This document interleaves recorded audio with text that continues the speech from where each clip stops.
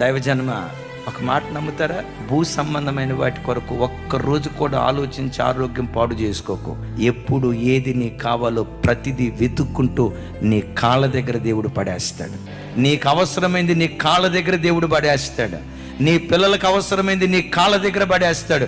క్రీస్తు యేసు మహిమైశ్వర్యంలో నీ ప్రతి అవసరత ప్రభు తీరుస్తాడు.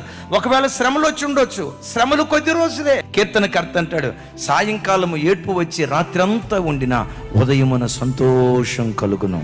దుఃఖం వచ్చిందా?